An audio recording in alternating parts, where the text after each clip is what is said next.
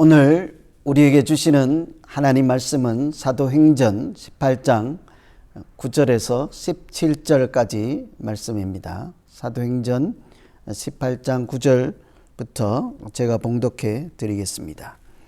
밤에 주께서 환상 가운데 바울에게 말씀하시되 두려워하지 말며 침묵하지 말고 말하라. 내가 너와 함께 있음에 어떤 사람도 너를 대적하여 해롭게 할 자가 없을 것이니 이는 이 성중에 내 백성이 많음이라 하시더라.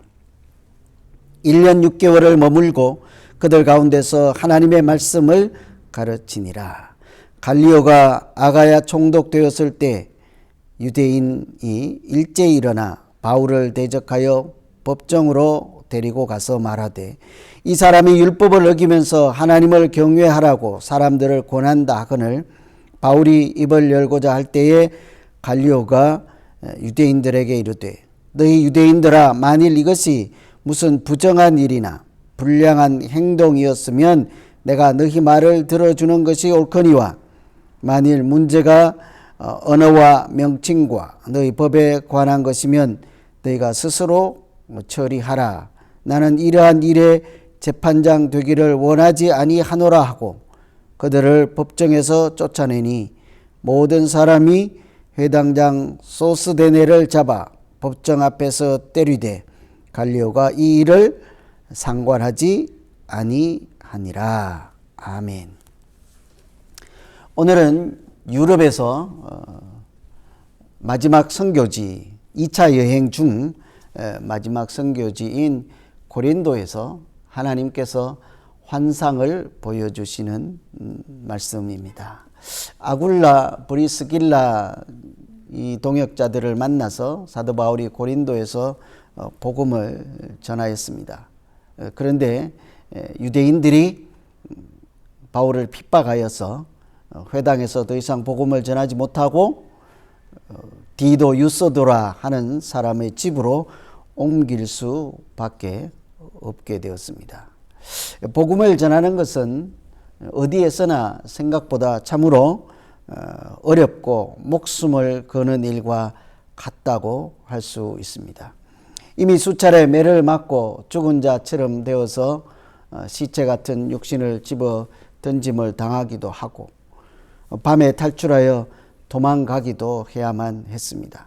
세상 권세 앞에 끌려가서 재판을 받기도 하고 이런 모든 일들을 생각하면 복음을 전하는 것, 증인의 삶을 사는 것은 참으로 고단하고 지칠 수밖에 없고 때로는 두려움 그 자체라 할 수 있겠죠.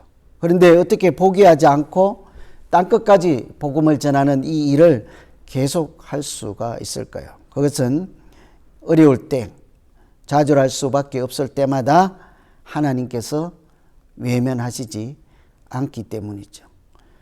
유럽으로 들어올 때 사도 바울이 복음 전도를 위해서 들어올 때 드로아에서 환상을 보잖아요. 마케도니아로 들어오라 이렇게 하는 환상을 보고 사명을 주신 것처럼 이제는 유럽에서 2차 선교 여행을 마치고 돌아갈 쯤 되어서 마지막 선교지인 고린도에서 다시 환상을 보여주십니다. 이번에는 환상을 통해서 수고한 사도 바울을 위로하시는 하나님을 볼 수 있죠.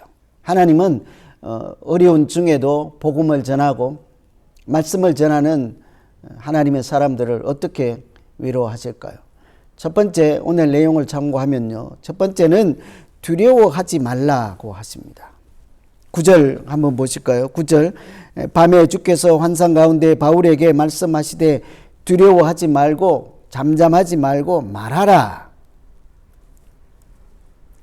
회당장 그리스보가 예수를 영접하고 개종을 한 것은 고린도에서 흔히 있을 수 있는 일이 아닌 것이었어요. 보통 일이 아닌 수준이라고 할 수 있습니다. 왠고하면 회당장이라고 하는 것은 유대인들 이민사회, 쉽게 말씀드리면 이민사회 집단의 책임자 있잖아요. 공동체. 그런데 회당장이 그 공동체 책임자의 자리를 내려놓고 개종을 한 것은 마치 공동체를 배신하고 그들을 떠난 것과 같은 사건이므로 공동체 전체에 미치는 파급 효과라는 것은 말할 수 없는 것이죠. 그러니 복음을 전하는 사도 바울을 사람들이 그냥 둘 리가 없습니다. 공격하고 핍박할 가능성은 얼마든지 우리가 짐작할 수 있지 않겠습니까? 바로 그때에 하나님이 이 사도 바울에게 두려워하지 말라 하는 거예요. 너는 혼자가 아니다, 이런 말씀을 하는 거죠. 10절 보시면 내가 너와 함께 있으며 어떤 사람도 너를 대적하여 해롭게 할 자가 없을 것이니 이는 성중에 내 백성이 많음이라. 두려움은 흔히 나 혼자라는 생각이 들 때 두려움이 찾아오죠. 뿐만 아니고 나 스스로 해결할 수 없는 그런 벅찬 일, 그런 일들이 찾아올 때 두려움을 느끼게 됩니다. 복음을 전하는 것은 낯선 땅에서 하는 일이잖아요. 그러니 특별히 외로운 싸움이라 할 수 있습니다. 동역자가 몇 명 있다고 하더라도 이방인을 상대로 낯선 땅에서 그들의 다른 문화, 색다른 문화와 전통과 미신과 우상을 상대로 싸워야 하는 싸움이기 때문이죠. 참 위험하기도 하고 외로운 싸움이죠. 과연 그런 상황에서 누가 도움을 줄 수 있겠습니까? 동역자 한두 명이 도움이 되겠습니까? 그때 의지할 분은 오직 하나님 한 분뿐이시죠. 내가 항상 너와 함께 할 것이라 하신 사명을 줄 때 하셨던 그 약속은 어려움을 당할 때마다 살아있는 하나님의 약속이 되었습니다. 그리고 하나님께서 그렇게 약속처럼 약속하신 대로 함께 하시는 동안은 아무도 대적할 자가 없게 되었던 것이죠. 우리도 마찬가지 아니겠습니까? 무슨 일로 혼자라는 생각이 자꾸 드십니까? 그때마다 기억할 것은 하나님이 그 사랑하는 백성과 함께 하신다는 사실 아니겠어요? 혼자라는 생각 들 때마다 잊지 말고 기억해야 합니다. 하나님은 임마누엘의 하나님이시죠. 그래서 오늘 첫 번째 우리가 기도할 것은 하나님 아버지, 내가 혼자라는 생각이 들 때마다 임마누엘 하나님을 기억하게 해 주십시오. 우리가 일상을 살면서 해야 되는 기도이죠. 감당할 수 없는 벅찬 일들이 산더미처럼 밀려올 때 눈에 보이는 대적들을 볼 것이 아니라 보이지 않는 하나님의 백성들을 보고 다시 힘을 내게 하십시오. 하나님이 내게 보이지 않는 가운데서도 남겨두신 많은 하나님의 거룩한 사람들이 있음을 기억하며 오늘도 여전히 복음을 전하는 자리를 포기하지 않고 주저앉지 않을 수 있도록 주님, 내 눈을 열어주십시오. 이렇게 기도할 수 있겠습니다.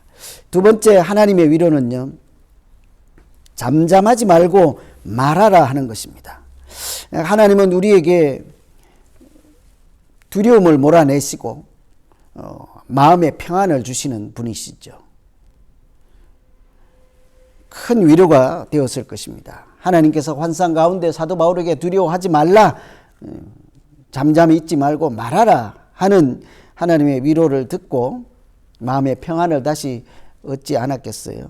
큰 위로이죠. 그런데 두려움을 물려치는 것은, 하나님께서 우리 가운데 두려움을 몰아내는 것은 그 자체가 목적이 아니라 잠잠하지 말고 말할 수 있도록 하는 것이 두려움을 몰아내는 궁극적인 의도요, 목적이라고 할 수 있지요. 그러니 잠잠하지 말고 말하라 하는 것입니다. 잠잠하지 말고 말하라 하는 것은, 그러니 내가 두려움을 몰아낼 테니 너는 소망 가운데 선포하라, 이런 소리 아니겠어요? 힘을 내서 여전히 복음을 전하라 하는 하나님의 위로이죠. 하나님이 대적자로부터 지키실 뿐만 아니라 복음을 전하는 사람들에게는 그 입술에 할 말까지, 전달해 줄 말씀까지 주시기 때문이죠. 세상 사람들이 보기에는 복음을 전하는 사람들, 낯선 곳에 와서 혼자 그렇게 사역하는 사람들 연약해 보이죠. 때로는 미련해 보이기도 하는 그런 사람들을 통해서 지혜롭다고 하는 사람들, 스스로 강하다고 하는 사람들, 힘이 있다고 하는 사람들까지 부끄럽게 하실 것이기 때문이죠. 그러니 잠잠하지 말고 여전히 말하라 하는 것입니다. 말은 내가 하는 것이지만 사실은 알아듣게 하시고 마음을 열고 영접하게 하시는 분은 하나님이시기 때문이죠. 그러니 우리는 미리 겁먹지 말고 잠잠히 있어서는 안 되지 않겠습니까? 흔히 여러분 복음을 전하라, 전도하라 하면요, 대개 많은 분들은 내가 아는 것이 없다, 아직 준비되지 않았다, 아직 때가 아니다, 그렇게들 대답하시죠. 나중에라고들 하지 않습니까? 그런데 그런 말씀들, 그런 대답을 하시는 분들은 대개 내가 준비되어서 내가 자격을 갖추었을 때, 내가 생각하는 때에, 또 이만하면 됐다 하는 때에, 이런 소리는 다 내 힘으로 하겠다는 거, 내 능력으로 하겠다는 거, 나 혼자 하겠다는 그런 자세 아니겠습니까? 그러니 준비가 덜 됐다 하는 소리는 사실은 맞는 말이죠. 그런데요, 하나님이 주시는 말씀을 전하는 자는 준비가 필요한 것이 아니고 사실은 순종이 필요한 것입니다. 전달하는 사람이 뭐가 필요하겠습니까? 있는 그대로, 들은 대로, 주시는 대로 전하기만 하면 되는데요. 선포하기만 되는 것 아니겠습니까? 혹시 일생을 사시면서 믿음 생활하면서 한 번도 복음을 전하지 않는, 전도하지 않는 분들 계십니까? 믿음의 기초부터 다시 한번 생각해 보아야 하지 않겠어요? 정인으로 산다고 하는 것은 내가 본 것, 들은 것, 하나님이 주신 것을 그대로, 있는 대로 그렇게 말하는 것, 전달하는 것 뿐이니까요. 정인으로 산다, 정인이 되라 하는 말씀에는 순종하지 않고 우리가 제자가 될 수는 없는 것 아니겠어요? 있는 그대로 전하는 것보다 쉬운 것이 어디 있겠습니까? 우리가 흔히 이렇게 담대히 전할 수 있는 그런 이유는 또 한 가지 있습니다. 오늘 말씀 중에 보시면 10절 중에 이런 구절이 있어요. 이는 이 성중에 내 백성이 많음이라. 가서 복음을 전하다 보면 모든 사람이 복음에는 거부하고 대적하고 핍박하는 자뿐일 것 같아서 나 혼자라는 생각을 하게 되잖아요. 그런데 실상은 복음을 전하는데 가보면요, 항상 그곳에서는 마치 기다렸다는 듯이, 준비되었다는 듯이 하나님이 미리 보낸 것처럼 하나님의 백성들이 있는 것을 볼 때가 있습니다. 기다렸다는 듯이 영접하고 함께 찬송하는 거룩한 사람들, 마치 오래 전부터 알았던 사람들처럼 그렇게 열린 마음으로, 하나된 마음으로, 같은 마음으로 찬송하는 사람들을 쉽게 만날 수가 있죠. 이 사실 한 가지만 기억해도 우리는 잠잠할 수가 없는 거예요. 겉으로 드러나진 않습니다. 사람들을 또 그 당시의 문화, 미신, 우상 때문에 그냥 겉으로 드러내고 있지는 않지만 이미 하나님께서 그들 마음에 하나님이 살아계심을 알게 하시고 말씀을 듣는 즉시 마음을 열고 영접하고 세례받을 사람들이 어디든지 예비되어 있다는 사실을 우리가 알면요, 가만히 있을 수가 없는 거예요. 사도 바울도 그래서 고린도에서 환상을 통해서 하나님이 주신 위로에 힘을 얻고 다시 말씀을 담대하게 전하지 않습니까? 무려 그 고린도에 1년 6개월을 머물면서 말씀을 가르쳤다, 그렇게 합니다. 이전에는 잠시 머물다가 핍박하면 떠나고 또 잠시 있다가 떠나는 것과는 아주 다른 현상이잖아요. 1년 6개월을 같은 장소에 머물면서 말씀을 가르쳤다. 그것이 바로 고린도입니다. 여러분, 고린도 기억하십니까? 고린도는 타락의 대명사라고 할 만큼 아주 타락한 도시, 부자들도 많고 가난한 사람들도 많은 곳, 그런 곳이잖아요. 그런 곳은, 그런 고린도는요, 그만큼 구원받을 사람들이 많다는 이야기예요. 하나님이 말씀하시잖아요. 이는 이 백성이 이 성중에 나의 백성이 이 성중에 많음이라 하잖아요. 그렇게 타락한 동시에 하나님의 눈에는 구원받을 사람이 많은 거예요. 이미 말씀만 들으면 마음이 열려서 하나님을 찬양할 사람들이 많다는 이야기였죠. 그래서 우리도 흔히 하나님께서 보내는 곳은요, 유심히 살펴야 합니다. 그곳은 그런 곳일수록 하나님의 사랑을 기다리는 사람들, 하나님의 긍휼히 여기심을 애절하게 기다리는 사람들, 구원받을 사람들이 많다는 그런 곳이기 때문이에요. 이것 하나만 기억해도요, 우리는 오늘 또 다시 힘을 내고 복음을 전하는 믿음으로 살아갈 수 있지 않겠습니까? 그래서 오늘 두 번째 기도하는 것은 복음을 전하는 현장에 함께 하나님 동행하여 주시고 내가 전할 말씀, 하나님 주시는 말씀이 내게 있게 하셔서 생각나게 해 주십시오. 좀 준비가 덜 되었고 인간적으로 보면 미련하고 부족하지만 부족한 자, 연약한 자를 통해서 강한 자를 부끄럽게 하시고 하나님의 지혜로 이 세상의 학문과 철학과 우상과 미신을 이길 수 있고 하나님의 살아계심을 증거할 만한 그런 하나님의 지혜로 사역을 중단 없이 감당할 수 있게 해 주십시오. 이런 기도를 할 수 있겠습니다. 세 번째, 하나님은요, 하나님의 위로를 사람을 통해서 경험하게 해 주시죠. 사람을 통한 하나님이 주시는 위로입니다. 아가야 총독 갈리오가 법정에서 한 말인데요. 우리 15절 한번 볼까요? 15절 보시면 너희가 스스로 처리하라. 나는 이러한 일에 재판장 되기를 원치 아니하노라. 마땅히 재판해야 하는 사람이죠. 당시 총독, 제일 높은 사람이니까요. 유대인들이 바울을 대적해서 재판 자리로 끌고 왔습니다. 아가야 총독 갈리오가 다스리고 있을 때. 그런데 재판을 하지 않고 뭐라고 합니까? 금방 이렇게 얘기를 하죠. 부정한 일이나 괴악한 행동에 관한 것이 아니므로 재판을 하지 않겠다. 참 정확한 판결 아니겠어요? 유대인들이 바울을 대적하는 것은, 끌고 온 것은 바울이 잘못이 있기 때문이 아닌 거죠. 그들의 눈에는 율법을 어기는 것으로 보이고 그들의 입장에서는 못마땅한 것이므로 사도 바울을 법정에 끌고 온 것이잖아요. 그러니 총독 갈리오는 이 사실을 간파하고 바울을 핍박하는 일에 동참하지 않았습니다.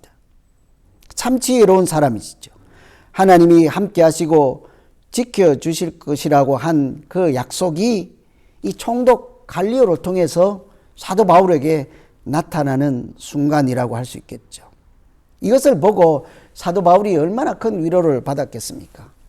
이국 땅에서 복음을 전하는 외로운 싸움을 하는 사람에게 그 지역을 다스리는 총독이 군중들의 편을 들어서 정치적인 목적에서라도 죄가 있든지 없든지 군중들의 소리에 편을 서지 않겠습니까? 그런데 부정한 일이나 괴악한 행동이 아니므로 나는 재판할 수 없다. 하나님이 주시는 지혜라 할 수 있겠죠. 이처럼 사람을 통해서 준 위로이지만 하나님이 주시는 위로라 하는 생각을 할 때 사도 바울은 감사하고 찬양하지 않을 수 없었을 것입니다. 그래서 우리 세 번째 이런 내용을 견주어서 따라서 기도할 수 있는 것은 어떤 경우에도 하나님의 지혜로 사건을 바라보게 하시고 가벼운 판단으로 하나님의 일을 가로막는 일이 없게 해 주십시오.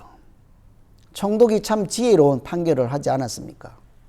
우리도 이 세상을 살면서 믿음 생활하면서 누가 이런 소리하고 저런 소리 할지라도 하나님 그 들리는 소리 자체 또 그 사람들 자체가 아니라 하나님이 주시는 지혜로 건강한 판단, 지혜로운 판단하게 하셔서 하나님의 일을 가로막거나 방해되는 일이 없도록 내 믿음 지키게 해 주십시오. 하나님 사람을 통해서 하나님이 때로는 이런 위로를 주실 때 얼른 감사하고 찬양할 수 있는 분별력이 우리에게 있게 해 주십시오. 이렇게 기도할 수 있겠습니다. 오늘은 2차 선교 여행 중에 유럽에서 마지막 선교지입니다. 이제 다시 이곳을 기점으로 아시아로 돌아가야 되는 고린도에서 하나님께서 환상을 보여주심으로 복음을 전하는 사도 바울을 위로하시고 1년 6개월 동안이나 머물면서 포기하지 않고 지속적으로 계속해서 복음을 전하게 하는 말씀을 나누었습니다. 여러분, 각 10년 가운데 무슨 하나님의 소리가 들리십니까? 제가 전해 드리는 그때로가 아닐지라도 그 말씀을 참고로 여러분 10년 가운데는 하나님의 소리가 들리시기를 소망합니다. 이제 그 소리를 붙잡고 우리 각자 자기 자신을 위해서 함께 기도하시겠습니다. 각자 자기를 놓고 기도합니다. 하나님 아버지, 참 두렵고 떨리는 것이 복음을 전하는 일인 것을 알고 있습니다. 낯선 땅, 낯선 사람들 가운데서 혼자라는 생각을 할 수밖에 없는 그런 순간들이 있습니다.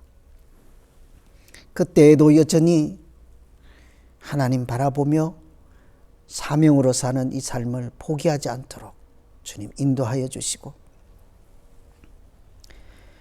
사도 바울을 환상 가운데 위로하신 것처럼 두려워하지 말고 잠잠하지 말고 말하라 하는 하나님의 위로가 함께 있음을 알고, 오늘도 여전히 내가 너와 항상 함께 하시리라 하는 약속의 말씀 붙잡고 살아가는 믿음의 삶이 되기를 소망합니다. 하나님, 때로는 혼자라는 생각이 들 때가 많습니다. 그때마다 임마누엘의 하나님 기억하게 하시고, 이 성중에 하나님이 남겨두신 거룩한 백성들이 많음을 기억함으로 어떤 환경에서도 좌절하지 않고 담대히 복음을 전하며 구원받을 사람들이 많다는 사실에 하나님 앞에 기도하며 순종하는 마음으로 복음 전하는 사람, 증인으로 살아가는 믿음의 사람이 되기를 소망합니다. 우리 교회에 특별히 믿음이 연약하고 말씀을 배우고 믿음으로 살고자 하는 사람들이 많이 있음을 하나님 기억하게 하셔서 어느 때라도 언제라도 하나님 믿음으로 동역하는 삶에 용기를 내고 도전하게 하시고 위로를 나누게 하시고 말씀을 가르치며 배우며 모두가 하나님 앞에 순종으로 믿음으로 살아가는 귀한 교회가 되도록 주님 도와 주시옵소서. 이제 내일 주일을 생각하며 우리가 한 번 더 기도할 것은 특별히 코로나 시대에 각 가정에서 참 어려운 마음과 어려운 환경 가운데서 잘 견디고 계신, 그러나 마음으로 힘들고 경제적으로 어려운 가정들 생각하면서 우리 교우들을 위한 기도, 또 내일 주일 예배를 준비하는 그런 귀한 날이 되도록 하나님 오늘부터 내일 예배를 준비할 수 있도록 일정을 서두르고 또 급한 일들을 미리 처리하게 하시고 내일은 시간을 구별하고 마음을 구별해서 하나님 앞에 앉게 해 주십시오. 그래서 참으로 내일은 하나님과 가까이 머무는 거룩한 주일 되게 해 주시고, 수고하는 분들 또 땅끝까지 복음을 전하는 선교사님들 생각하며 이제 교회와 내일 예배를 또 선교를 위해서 같이 한 번 더 기도하시고 각자 개인 기도 계속하도록 하겠습니다. 같이 기도합니다. 하나님 아버지, 우리 교회를 이곳에 세워주셔서 하나님 여전히 땅끝까지 복음을 전하는 사명을 감당하게 하시고 코로나 시대에도 믿음으로 잘 견디고 이길 수 있도록 하심을 감사합니다. 하나님, 각 가정에서 흩어져 예배드리지만 평소에 참 어려운 마음과 경제적 형편 때문에 힘들어하는 분들, 또 견디기 힘든 분들 있을 줄 압니다. 하나님, 각 가정 기억하여 주시고 자비와 긍휼을 베풀어 주시고 피할 길도 열어주셔서 능히 감당할 만한 길로 인도하여 주시옵소서. 각자의 형편과 마음 가운데 위로의 하나님, 임마누엘의 하나님, 치료의 하나님께서 찾아가 만나주시고 그들 마음 가운데 담대한 믿음으로 일어서게 주님 도와주시옵소서. 특별히 내일 방송으로 드리는 예배 잘 드릴 수 있도록 오늘 모든 일정을 서둘러 마치게 하시고, 내일은 마음의 여유와 시간의 여유가 있게 하시고, 한 시간 하나님 앞에서 앉아 드리는 예배가 하나님 기뻐 받으시는 예배 되게 하시고, 내일 온종일 하루를 구별하여서 하나님과 가까이 동행하며 머무는 시간이 되도록 은총을 베풀어 주시옵소서. 이 시간에도 세계 곳곳에 나아가서 복음을 전하는 하나님의 종들, 선교사님들 그 가정을 기억하여 주시고, 특별히 코로나 시대에 하나님 감염되지 않고 영육간에 강건함 주셔서 사명을 땅끝까지 전하는 일에 헌신할 때마다 위로하여 주시고 동행하여 주시옵소서. 하나님, 우리 교회 교육부를 기억하여 주시고 EM 청년들을 기억하여 주셔서 하나님, 우리 교회가 믿음을 다음 세대까지 잘 전달해서 하나님의 사명을 감당하기에 부족함이 없는 교회로 세워주시기를 소망합니다. 하나님, 이제 각자 가정과 개인의 기도로 하나님 은혜의 보좌 앞에 나가서 상한 마음과 간절한 마음으로 하나님 앞에 기도 드릴 때 하나님, 그 자리가 하나님 만나는 자리 되게 하여 주시고 하나님 가까이서 위로와 은혜를 하나님께서 주시는 자리가 되도록 은총을 베풀어 주시옵소서. 예수 그리스도 이름으로 기도하옵나이다. 아멘. 이제 각자 계속해서 개인 기도, 가정의 기도, 교회를 위한 기도 계속하도록 하겠습니다.